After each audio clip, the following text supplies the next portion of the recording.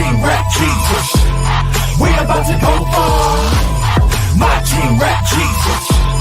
My team go hard. My team rap Jesus. We about to go far. We about to go far.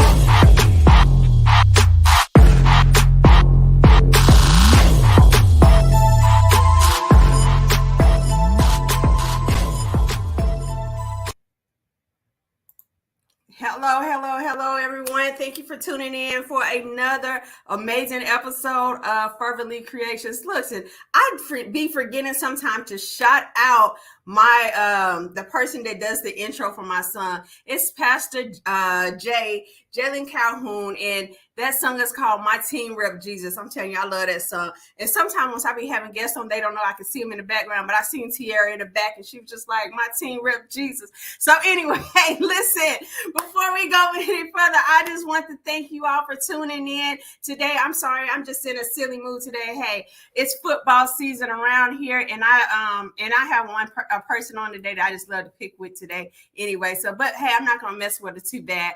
But listen, as we come on the show, y'all know this is Marketplace Ministry. It is a place where we like to see how people are actually carrying the gospel outside of the four walls of the church. We like to see exactly how they are being the ecclesia. We want to see exactly what it is that they do and how they're able to incorporate God in what they do. Now, a lot of times we think that we have to say scriptures and quote scriptures, and we always got to be God this and what the Bible says, this, that, and another. But sometimes the way that we show people God, or the way that our best sermons are preached by our actions, not so much our words. People are constantly watching us. How are we treating them? Are you actually taking care of their needs? Are you taking care of their minds, their mental health? Are you actually concerned about what's concerning them? So as I always say, remember that it is 5 gospels. It is Matthew, Mark, Luke, John, and you. And sometimes the only one that they're going to look at, the only one they're going to examine, the only one they're going to pay attention to is you. They're only going to pay attention to how you treat them.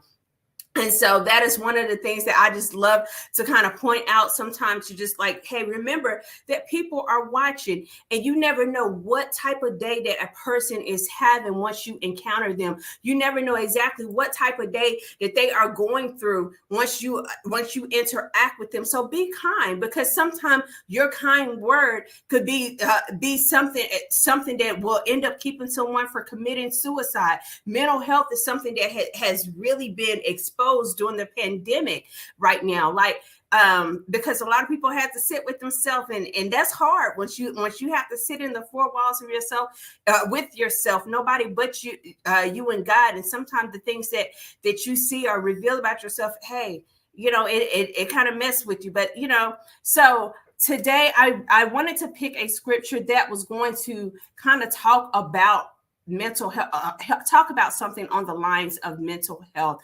And so I decided that, hey, let me go back to one of the ones that helped me once I was battling with mental health, which was in 2 Corinthians 4 in 2 Corinthians chapter 10, verse 4 and 5, where it says, for the weapons of our warfare are not of the flesh, but have divine power to destroy strongholds. We destroy arguments and every lofty opinion raised against the knowledge of God, and take every thought captive to obey Christ. I'm going to start at the end of that. To take every thought captive. What happens a lot of times once we start battling with mental health, it is because we have started to become some hoarders of emotions that are negative. We're not taking captive every thought. We're not saying, wait a minute, that is a thought that I don't need. And we begin to allow these things, and they go back into being our strongholds, because I believe that, hey, I'm fatter. I believe that I'm not worthy.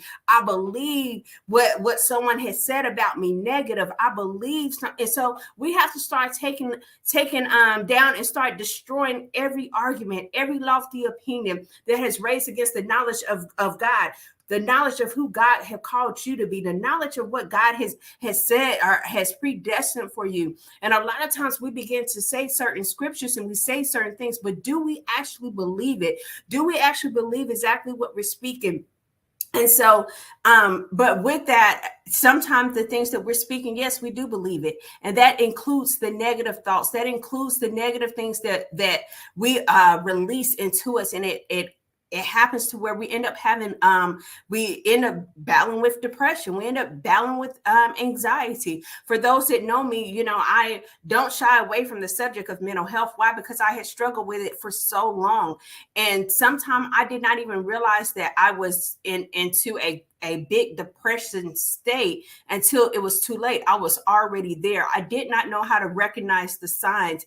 And so once I look at depression, or so I realized that a lot of times it is because of the thoughts that I am hoarding. It's because it was a battle inside of my mind. Joyce Myers had the book, a battle of the mind or so. But once you get into that battle of the mind, that's what the enemy wants. Once I can get into your head, I like to reference it. And I mentioned football earlier, but I do want to reference it kind of to football. You know, once a team is out there playing and they go into the half and they're already down, they're already behind, go in from the game and they're behind. If they come back out and they don't get their mind right once they're in there for halftime, if they don't reset their mind, if they don't renew their mind and strengthen, if the coach don't build them up and say, hey, I got it. You know, the score right now is 10-21, but hey, we still in this. The game is not over. We got to play all fourth quarters. And that's sometimes what we have to do in life. We have to be committed to play all four quarters, even if it puts us into overtime sometime.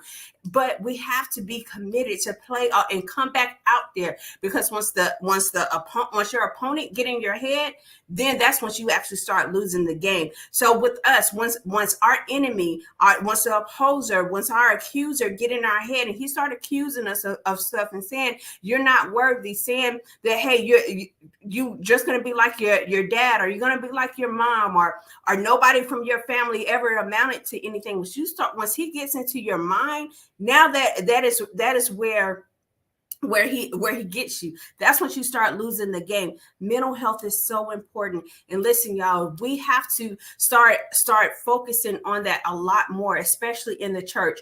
Children deal with mental health. These kids, they have the world of knowledge. There's so much stuff that they're exposed to just by clicking on the cell phone or clicking, you know. So we even have to talk to them, ask them, how was your day? What is going on? Or so, because I will be honest and say, hey, it was time as a child where I dealt with mental health, and I'm glad that I did not have easy access to stuff, because I did not know how to actually take my life. But if I did, I would have had that information. So it's sometimes we wait too late and we see the changes in our children and we don't say nothing. We see the changes in their mindsets and stuff, and the bullying and stuff. And you think, oh, that's no, that bullying start messing with their mental. As they become older, it's still something that kind of affect their mental. Your mindset, your mental health is so important. And so we have to learn to take captive our thoughts. If it is if what you're speaking about yourself is against what God has said about you, if what you're speaking about yourself is different from the identity in which God has called you, if what you're speaking about yourself is different than it's something other than positive, you need to change the way you speak. You need to start taking thoughts captive. You need to start actually examining the thoughts that are coming into your mind. With that, I want to bring our guest up just to see exactly what she wants to say in reference to 2 Corinthians 10:4-5. I'm going to read that verse again. It says, for the weapons of our warfare are not of the flesh, but have divine power to destroy strongholds. We destroy arguments and every lofty opinion raised against the knowledge of God, and take every thought captive to obey Christ. With that, let's welcome our guest today, Tiara Sharma. Did I say your last name right? Sharma. Okay, there we go. Like, Tiara, that's new. How are you doing? I'm great. How are you? Good. What do you say about 2 Corinthians 10:4-5? Listen, I'm just sitting here absorbing all of this good knowledge that you have. So 2 Corinthians 10:4-5, it's one that our pastors really have us focus on like all the time. just capturing those, taking every thought captive, just casting down imaginations.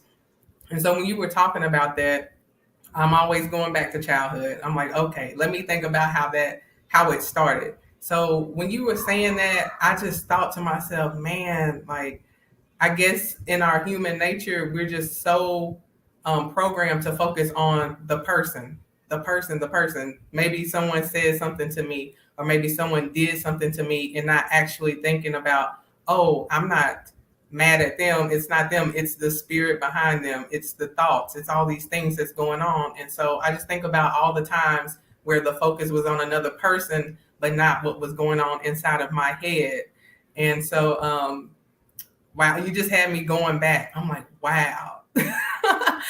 Because as I look at my mental health challenge that I talk about in November 2020, that was the point where I was depressed, severe anxiety, suicidal thoughts, and I just hadn't come into that knowledge of how much stuff was in my head.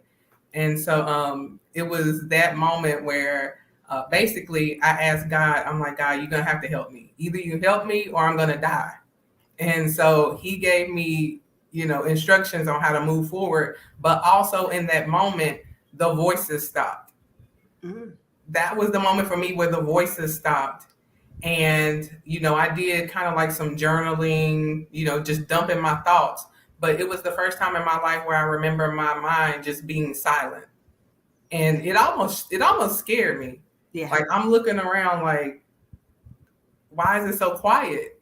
Because that was my first experience of, casting down thoughts of, hey, there's so much going on inside of your head that you weren't even aware of, that this is what you were battling all this time. It's been inside of you, and not understanding that it was my responsibility to cast them down. So that's what I've been learning more recently over these past 2 years, is that I have it is my responsibility to cast those thoughts down, that I have power, I have authority, I have dominion to do my part in casting down these thoughts.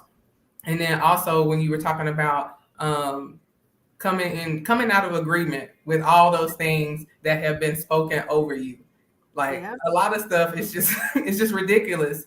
The things that have really been spoken over us generationally, some of those things we may not even be aware of, plus the things that have been said, about us or to us during our lifespan. And then not me understanding now that I don't have to come into agreement with that. Right. Like, I guess as a young person, you think, okay, they said it about me. Maybe it's true. Yeah. But now it's like, no, that's not what God said. And then, I'll just, I like to be transparent. Like, I've been saved. I've been going to church since I was like 9 years old. But at the same time, it's like, church was church. Church was Sunday morning. It was Wednesday night. It was choir practice, but it was not daily.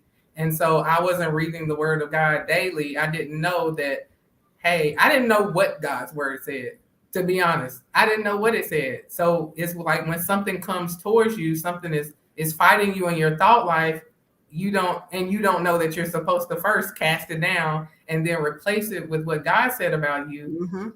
That's when you get in trouble. That's when, it just started piling up. It's like, I start piling up and it just keeps going, no relief. Mm-hmm.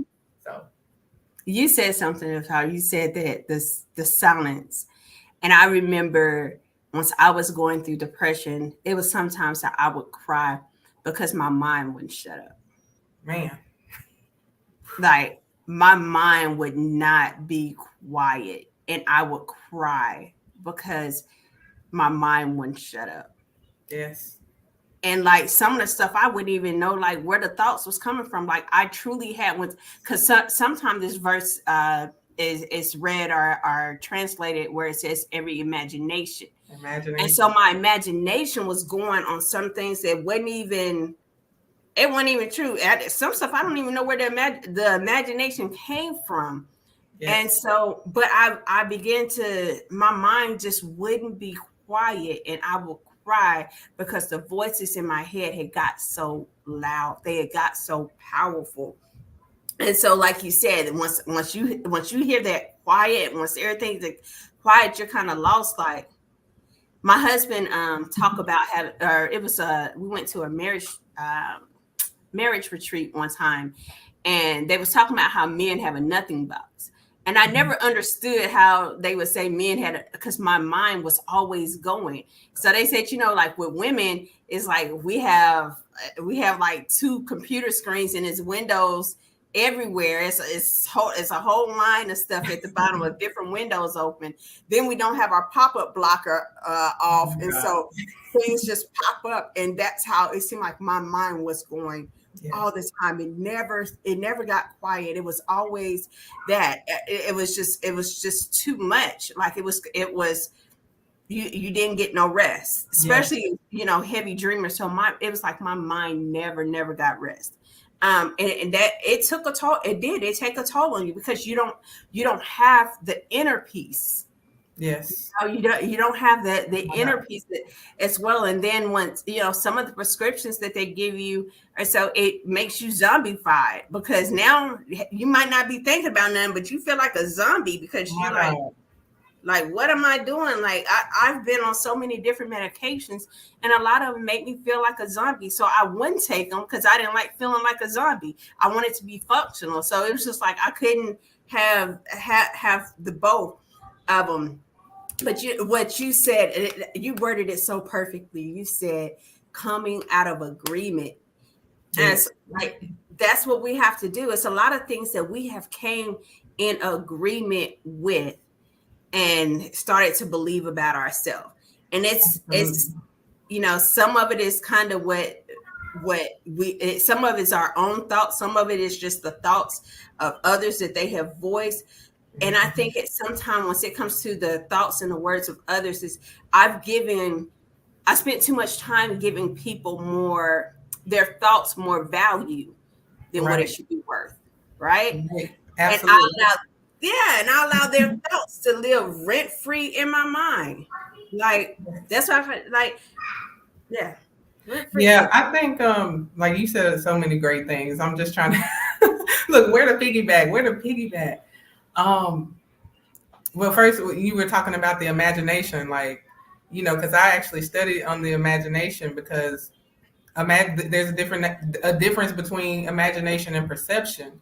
And so when I was doing the study on that, perception is what you see with your senses, what you taste, feel, see, touch, hear. But imagination actually stems from the inside. It doesn't have to, you don't have to be, have perception activated for your imagination to be activated. And so your imagination comes from inside of you. And you get to do whatever you want to do with it. And so when we don't have answers, our imagination will attempt to fill in the gaps in knowledge that we don't have.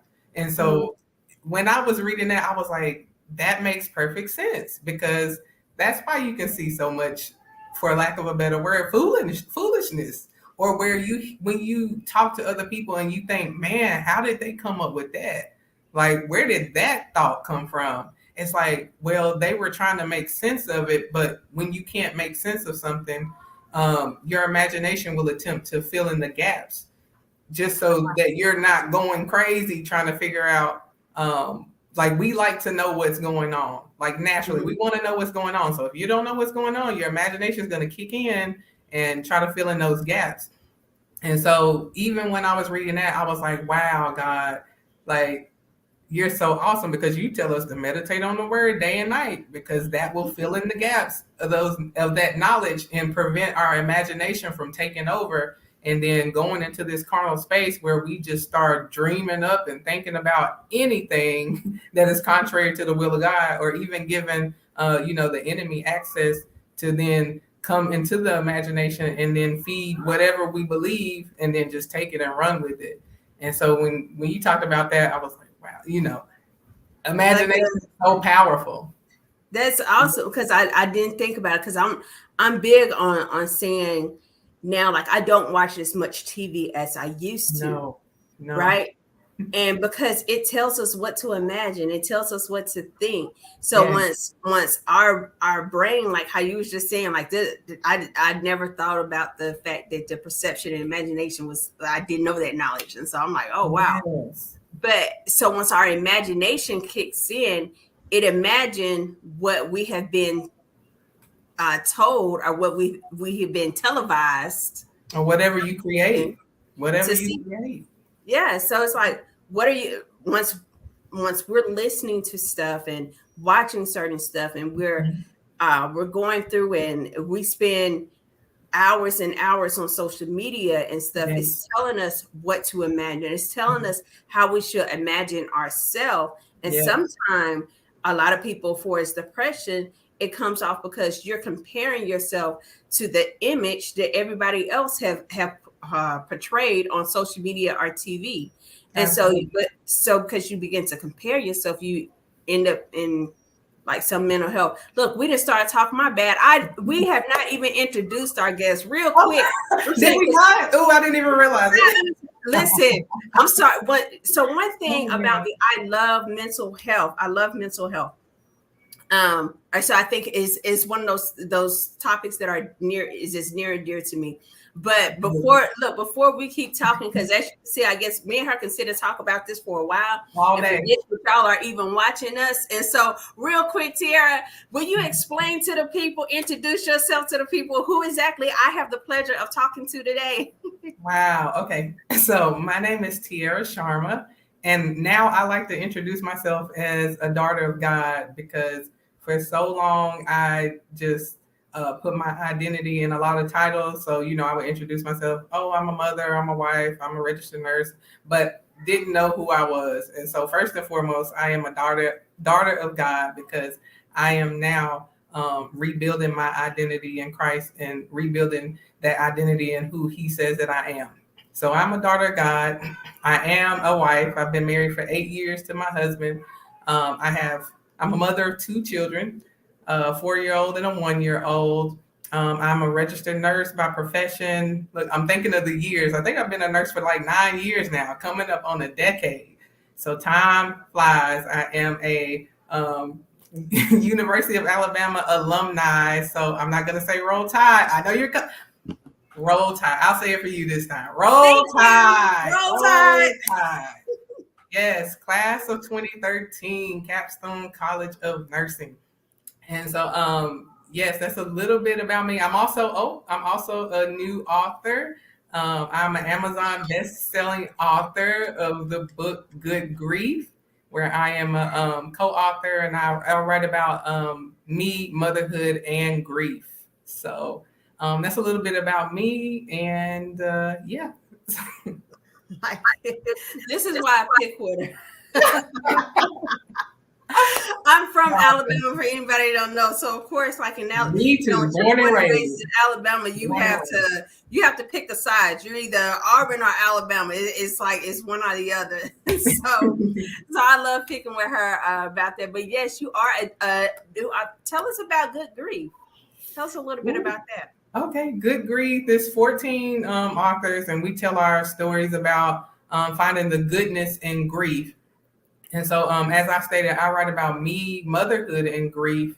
And I thought that was very important to do because as a new mother, I didn't know that there were going to be some losses that I felt that I needed to grieve. So, typically we think of grief as the loss of a person, the physical death or physical loss of a person. But grief is actually feeling the emotional loss of anything in your life. So whatever feels like a loss to you, then that is something that you need to grieve. And so as new mothers, I didn't know that I need to grieve the losses that I felt as far as what I was experiencing pre-motherhood. So the fact that I could just get up and go work out whenever I want to, like that's the type of independence that I felt that I had lost once I became a mother. Or the fact that now, me and my husband, when we get off work, before we had kids, we could just decide we wanted to go on a date or do something late night. Well, when you have kids, it's different. It's different. And so I didn't understand that those were losses that I needed to grieve. And so I wanted to write about motherhood. But once I started writing, I thought it was going to be about motherhood. But then God actually started showing me that me needing to grieve actually started in childhood. And so I kind of start off in childhood, bring it to motherhood, bring it to that experience that I shared with you earlier about, not wanting to live, wanting to, basically die in November of 2020, and just kind of bring it there and, talk from that perspective. But yes, grief, it is so important to grieve. And, I'm so happy that God has brought it to our attention, that it's not just loss of life, it is a loss of anything that you feel that is a loss to you. It's important for you to grieve. And so I am excited to be a part of that project. I know it's going to change and transform so many lives. It's not a heavy book. I know people think that, it's going to be sad, but no, it's actually very uplifting. A lot of powerful stories and just giving people that permission to grieve. So that's awesome. Yeah, that's awesome. Absolutely. What was, so you said in 2020, in 2020, what was that turning point for you? What was the thing that brought you out of the suicidal thoughts? What was it? What was the one thing that just really shifted? For me, I was just tired of living like that. So for me, I talked about the fact that, I had put up my identity in my titles. And so once I became a stay-at-home mother, there was nothing to hide behind. And then COVID, you go home and I'm just sitting there pregnant, all these things coming up, and there's nowhere to hide. I can't hide in my work. I can't hide anywhere. I'm just face to face with my thoughts, with my emotions. And, I was tired of living like that. I mean, as a healthcare professional, I was very hard-headed. I don't know how else to put it. Because I had too much knowledge for my own good. It's like I understand from an intellectual perspective that I'm high risk for depression. I'm high risk for anxiety. I'm high risk for all these things. And in my mind, it's like, okay, I'm just going to deal with it.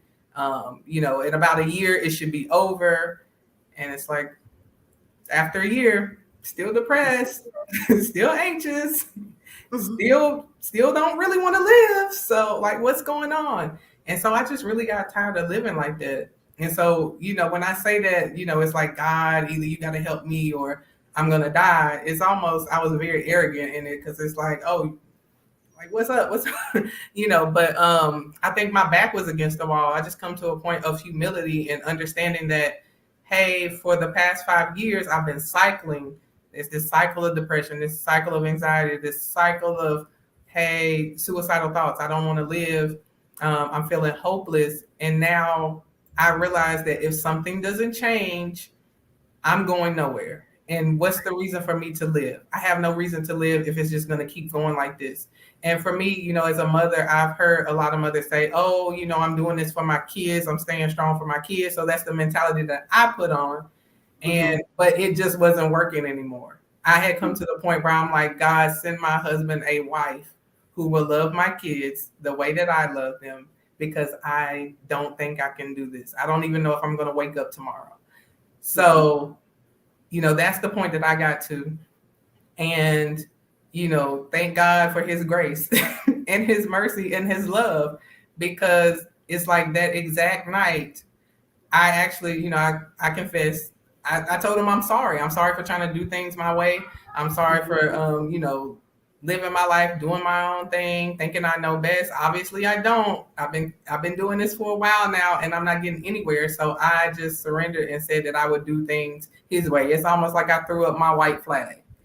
And so when I tell you that this is a new life, I literally mean it, because it's nothing that I imagine for myself. It's just allowing God to show me who I am in him, and to really just throw down everything that I thought was true about myself, everything that I believed, all the garbage I believed about myself, all the garbage that I believed from other people.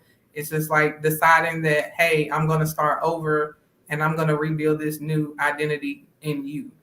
So I don't know. Did I answer the question? Because you did.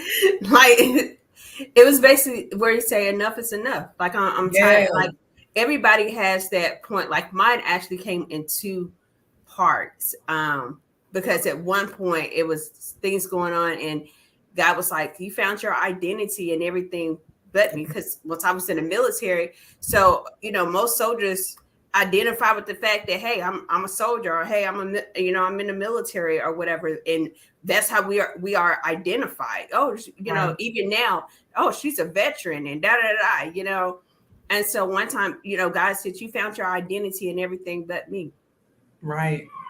And I still battled with depression a couple years after that, but because I didn't get I wasn't listening, I guess, for the other part. But he said, you found your identity and everything in me, and at any point, this stuff could be taken from you. So just like with the military, I found my identity in being a soldier. I found my identity in being a wife and being a mother. I had also found my identity in like my size and stuff during the time. Yeah. And so, but a lot of at any day, that stuff is going to be taken from me. At some point, our kids are going to move out of our house and they're going to move out of our house and they're going to start their own family. Does it take away the fact that we are a mother? No, but we end up mothering them differently. But sometimes we find our identity and we wrap it around our children, but eventually they have to move out and start walking into their own identity as well. And so I had found my identity in everything else. And then a few years later, actually it was last year, once God had said, he said, look up your name. And I tell this story all the time. I'm not going to stop telling the story. I don't care if y'all heard it 50 times. I haven't heard it before. I want to hear it. So he told me, he said, look up your name. And during that time, I was battling with depression real bad. And I did like you did. I threw up my white flag and was just like, I'm coming off the medicine. I wasn't pleased with my counselors and stuff at the time. Whatever, they were trying to get me to self-admit myself into the psych ward. And I was just like, no. And so I said, okay. And I like you, I threw up my flag. And so as I was sitting there, stillness, just sitting in, he said, look up your name. Now, like you, I was, of course, like you said, hey, I was depressed and I was anxious. So I looked up my name. My name is Letitia. Letitia means joy and happiness.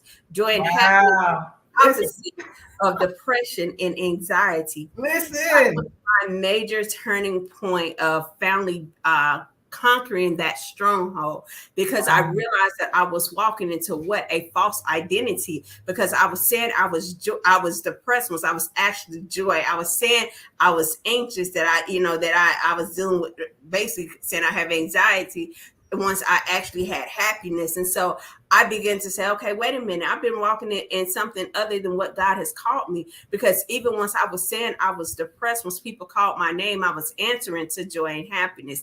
And so that hit me like so hard. And I said, my identity is, because a lot of times we find our identity, like you said, in being a mother, a wife, being a nurse, a football player, or a pastor, or whatever. Fill in the blank. Titles. That's it. We find it in titles and not actually start looking at adjectives to describe ourselves, of what is it that he's calling it. So that's what I was saying, joy and happiness. And so that is one thing that I had to kind of look at. And so it kind of goes with I'm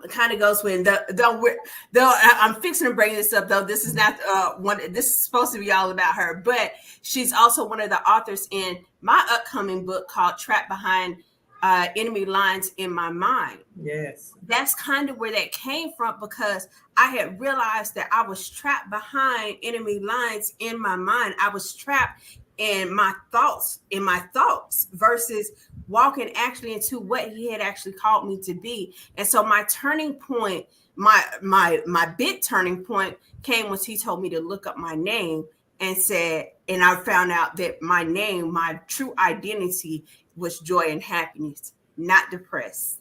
Listen, Let me jump in here because you got me feeling real good right now. Listen, go ahead, sis.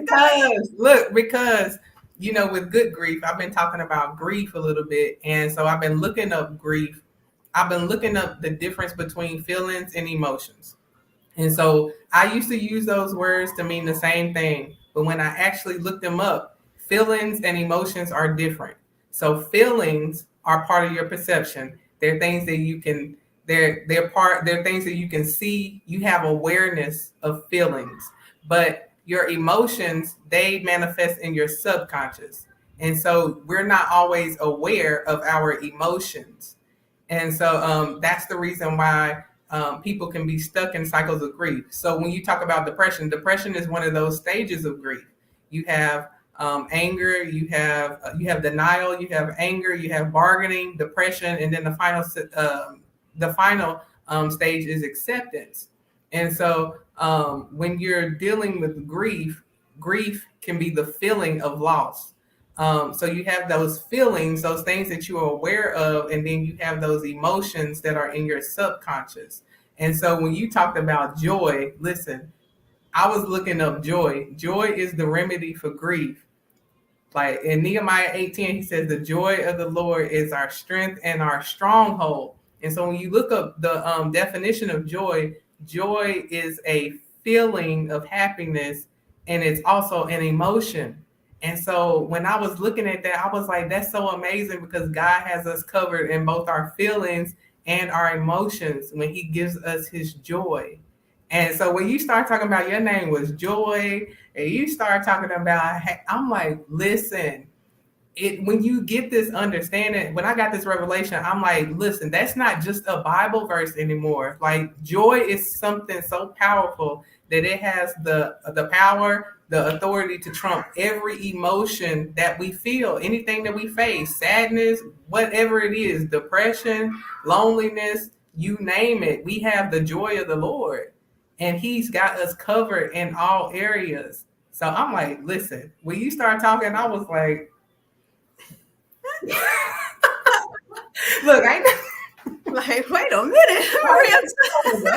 I'm like, I'm not known to be a shouter, but I'm like, come on, bring it. I'm saying, like, our emotions are so, like, I went through a thing to where I said I was going to govern, and that's kind of where I said that this verse that we had used earlier, right. I put it back on the screen. Once I came through force, taking captive every thought, but I was also taking captive every emotion. Like, yes, I was simply deciding I don't want to allow this feeling on the inside of me. And a lot, once I said we become hoarders of emotions or hoarders of feelings, something can upset us. It can make us angry. And the Bible says, be angry, sin not. Okay, so it's natural for us to be angry. Everybody got that. Right. But it'll be something that makes us angry, and we hold on to that anger all day. And so I'm learning to allow myself to feel what I was feeling, process it, and then I push it out. If I don't want that feeling inside of me, I don't want it. I release it. You know what I'm saying? Mm-hmm. Like if something comes into your house, if it's a fly or whatever, you don't want the fly in your house. It's annoying. It's nagging. You get rid of it. I mean, you kill it, you destroy it, you do whatever you do. You shoo it on out, whatever. Like if a bird flew in your house, then you're going to try to get that bird out your house. But a lot of times we allow that bird to keep circling around. Or so when sometimes it sit over in the corner or somewhere, you don't see it or whatever, you don't pay no attention, then all of a sudden it starts flying. And so that's how I look at it. What our feelings and our emotions, like we just allow these things to just stay in our house, which is our minds. We allow the pig to come in, and we allow the bird to come in, and we allow the turtles to come in, and we allow all these emotions that shouldn't even be in there to stay on the inside, and we do nothing. And so like was it earlier this week, I had felt a little sad, and I was like, wait a minute, no. We're not fixing to do this. I see what emotions on the inside of me. I don't want this emotion. I don't want to feel like this. And so I had to force feed that emotion up out of me. I had to force feed it up out of me. How did I do it? Hey, I got this new thing that I do now is I'll just listen to the same gospel song on repeat all day. Why? Because I'm force feeding my mind something other than what my imagination is used to coming up with. I'm force feeding it something different and so that day, the song that I had listened to was because I was like, hold on, I'm feeling sad. I'm not sad. I'm joy and happiness. Let me find me a song that says something about joy. I went all the way back to the Mississippi Mass Children Choir and put on the song, The Joy of My Salvation. And I kept listening to "You're the joy of my salvation." Yes, he is. Yes, he is. And I just kept listening to it over and over and over. Y'all can't sing. And so I just kept listening over and over to that song until my mood began to shift, to my feelings of what I was feeling. To it wasn't no longer that I was feeling sad, that I was understanding, and I was renewing my mind with the truth of God that said that He's the joy of my salvation. Absolutely. And so, like how you was talking about Nehemiah, I had to renew my mind and say, wait a minute, I may not feel it, but I got God on the inside of me. And since I got God on the inside of me, then He's my joy. Like Tasha Cobb's got that song, Confidence. I'll find it in a minute. Here, I'm gonna let you take it. I'm playing it. But anyways, but she said I got so much confidence. And some days we don't feel confident. But if I'm listening to that song over and over and over again, and I'm renewing my mind and I'm pushing out the negativity and I'm bringing the positive inside of me to say, hold on, no, you don't feel fat today. You got so much confidence. Lord, I put my trust in you. Like, so sometimes Absolutely. I'm glad you brought that point up because I did the same thing like in the beginning of my walk. Like I used to hate nighttime. Because that's when the thoughts would come. I couldn't go to sleep. I didn't want to turn the light off. Like I had a new baby at the time. So it's like, if you keep the light on, nobody cares about that. It's like you got a new baby, trying to look over and make sure the baby's good. But, inside it was like, I just didn't want to turn the lights off because then the anxiety would come, then the noise was, the voices come. And so a lot of those nights, I just listened to the Clark sisters. Listen, because they drove the demons right up out of me. The thoughts, everything, because a lot of their songs, as you know, like you were talking about the joy of my salvation, like that's scriptural based.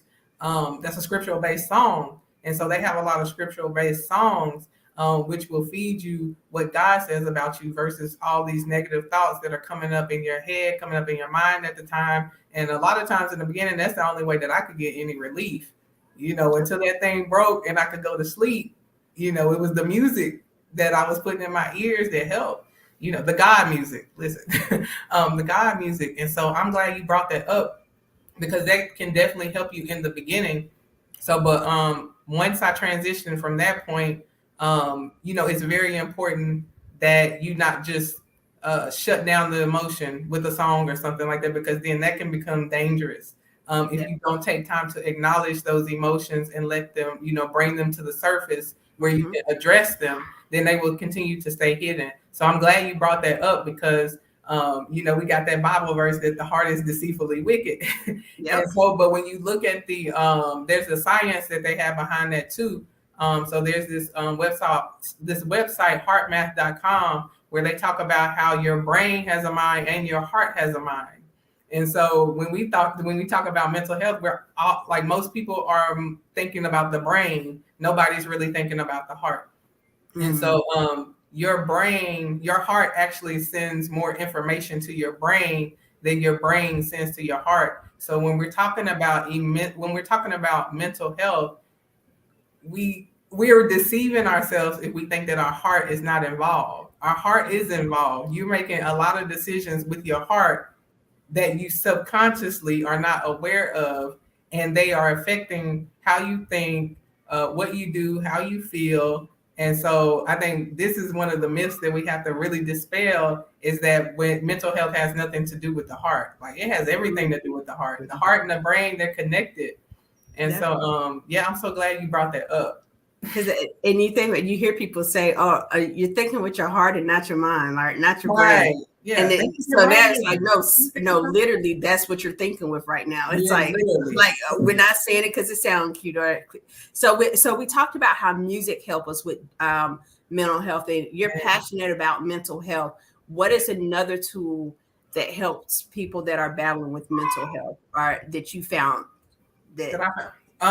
So I think I've explained this before to several people, but definitely I call it a lifestyle fast. So in the beginning, like we talked about how we couldn't just listen to anything. So yes, I was listening to music, but I was listening to the Clark sisters. I wasn't listening to, I wouldn't listen to a lot of secular music. I couldn't. Like Mary J. Blige talking about something, I'm going Man, down, and you trying to figure out like why you feel so down, because that's what you're listen. feeding yourself right now. And I'm telling you, I love I say I love the R&B music, but the changes that I've seen in my life since I stopped listening to a lot of secular music, because as we talked about, you're getting messages into your brain, you're getting messages, you're getting all types of communication, emotions, feelings. There's so much that is coming into your subconscious, into your mind, into your body, into your heart. When you're listening to music, we don't understand how powerful it is. I think we do, but we really don't. And so I couldn't listen to that music anymore because a lot of those songs, a lot of those messages were feeding into those cycles of depression. They were feeding into those cycles of anxiety, feeding into those cycles of suicidal and homicidal thoughts. And sometimes the messages can be very subtle. Like, because a lot of the music, when I look back on the things that I listened to then, if I listen to them now, I pull up the lyrics. I'm like, wow, I can't believe I was exposed to that at that age. But I know, right? Like Candy Liquor, my Marvin God, like you like. I was like, wow, we were like, really, wow, that's what he was really talking about. Like, he was really talking about, and that's what we was really singing about, but, and had no idea that we. Or if you think about Betty Wright's "Tonight Is the Night," you like, we were singing that. And once you start listening to certain things, and you're like, wait a minute, this was the message, and it began to form our perception. Yes, which shaped our reality. Right. Or so because of what we was feeding in on the inside of us. You wondering why you're having problems with looking at people, but you're constantly singing, I left home to be with my side piece. Now you trying to wonder why your eyes is wondering. Like, that's why, because of the messages that you feed yourself constantly. Yes. And your brain.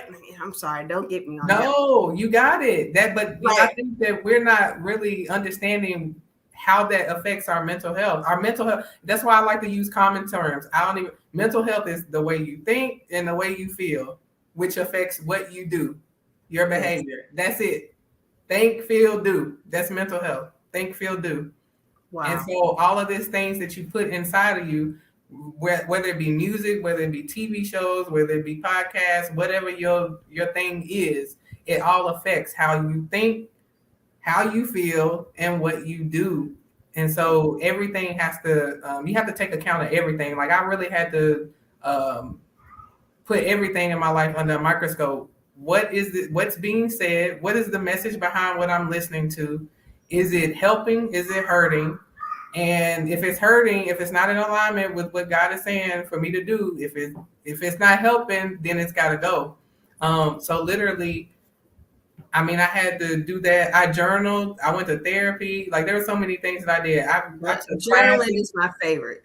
Journaling is my favorite. Yeah. So I call it. I feel like you get so much out once you do pen and paper. Like I could sit here, but once I actually get in a room and put me on some prophetic instrumental worship music, sometimes I don't put on nothing, but sometimes I put on something like Nathaniel Cole or Kyle Lovett, and I listen to some of their stuff. Like it's just the music, and I just write. It's like something about that pen, the paper. It's like so relaxing. Yeah, like just to sit there and concentrate, even for 10 minutes. Like I used to make it like within that all 2021. It was mandatory for me to find time, even if it was 5-10 minutes, once the kids went to sleep, to just write, write something. So and it helps so much. And I love the writing. another thing that I did to help me for his mental health is that you mentioned it earlier, that it starts back at the beginning. And I had to, what I ended up doing was every negative thought that I had ever heard from a child up until that day, and I probably need to do it again because there's probably some more I can think of. But every negative thought that I had believed about myself, heard about myself, or perceived or thought that someone thought about me, I wrote it down on one column. And on the and I did that from stuff that I heard from childhood all the way up into the age I was once I did that. In the other column, I wrote the opposite of it. And so I had to go back to my childhood and begin to start breaking up some of the things from my childhood. And so sometimes you have to go back and sit with yourself and say, okay, hold on, what is actually in there? What actually are my thoughts? Let me dig deep and find exactly what are those thoughts. But the journaling, the thoughts, forgiveness. Yes. Let me tell y'all real quick.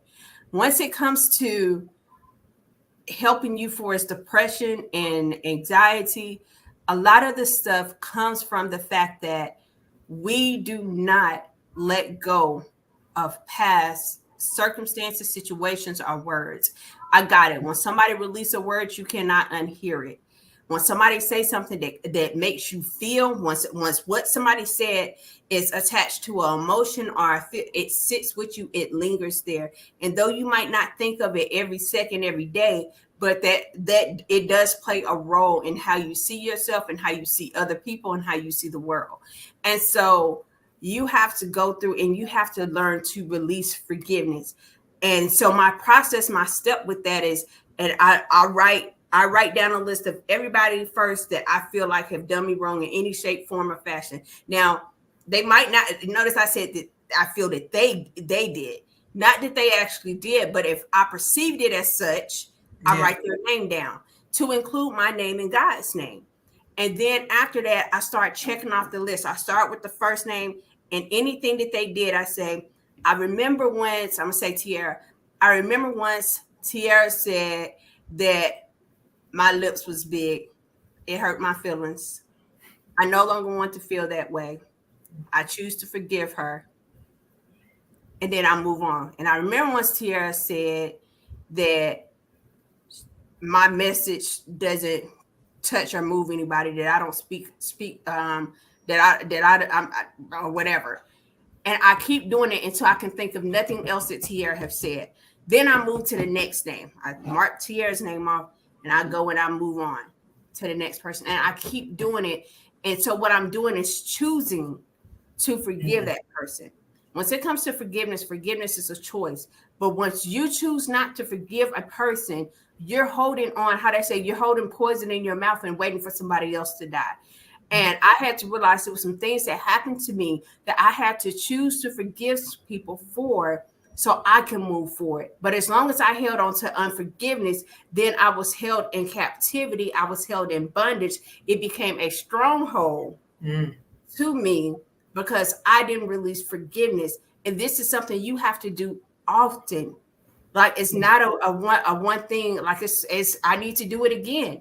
It's not a one-time thing that you do, because each time some of them names might be the same, the name that was on it last time. It is not that they did nothing new, but you have began to start peeling back layers, and you might discover more stuff that you need to release forgiveness for. So, right, daily forgiveness. Daily. Listen, because once you do it, and once you do that, and you start to walk in your freedom, and you start to receive God's joy, His peace, everything He said you could have, joy, peace, the list gets all of it. Then you don't want to go back to that place. Like, that place is so dark. Who wants to go back to that place? Once you actually experience the love of God, the peace of God, the joy of God, through a simple act of forgiveness. We say simple because I know that in the world, there are many things that people have gone through, many horrendous things, traumatic experiences that you may have gone through, but it does not trump the joy, the peace, and the love of God. Nope. I'm like a witness. Like, there's nothing.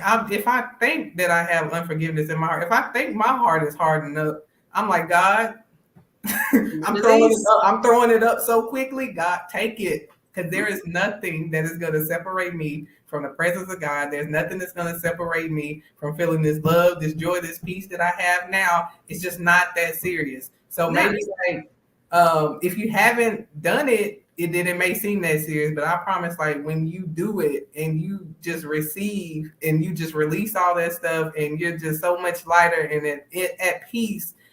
It could be the smallest thing. It just becomes easier and easier to do. Yep. So it could be practice. Once you do it, even the smallest things, but you start saying, okay, I forget that person that cut me off. The next time that somebody cuts you off, it doesn't even affect you that much. Yeah. Because now you decide they cut me off. I don't want to have this anger on the inside of me. Yeah. I already know what's going to happen. I'm gonna say I choose not to feel this way anymore. I give it to you, God, and I choose to forgive them. And so as you do that now, because you have already chose to forgive somebody, the next time it happens to you, you don't actually hold that anger and that resentment because somebody cut you off or didn't let you over. Like, and it's like, it sounds so minimal for me to say, but honestly, you have people that end up busting a blood vessel, Yeah. or their blood pressure go up so high, and now they're facing a stroke, all because something as simple of the fact that somebody had cut them off in traffic.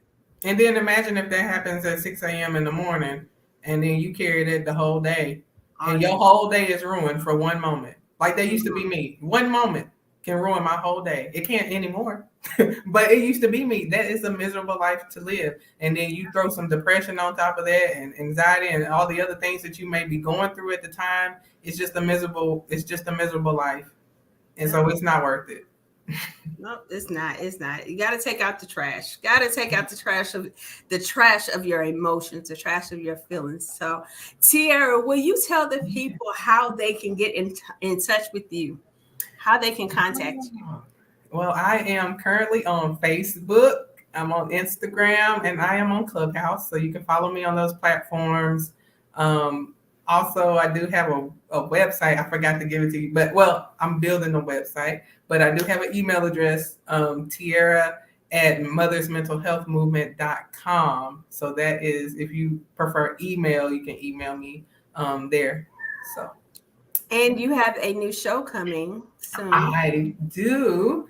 It's on I Speak TV with Pastor Monica Haskell is the visionary. So it's 24/7 empowerment network. And it's going to be on Apple TV, Roku. It's going to be on a couple different places. And so I'm excited about that. The show is going to be called Restore Hearts TV. And I am actually just going to be talking about what we talked about today, mental health topics, because prevention is key. Mental health, all these things that we talked about today, they are preventable. And so a lot of the times it's so simple as just being able to be in a safe community, having that social and emotional support, and just being able to speak about these different topics without judgment, without fear, and just being able to release it and have somebody that you can talk to about these things. Just have a simple conversation so that it doesn't turn into, that hidden emotion in your heart that you start carrying around and harboring. We just want to continue to do that work of decreasing the mental health stigma and just encouraging people to share their stories and open their mouths, use their voice. Hey, that's my story. Use your voice. Speak. Well, we thank you so much for coming out.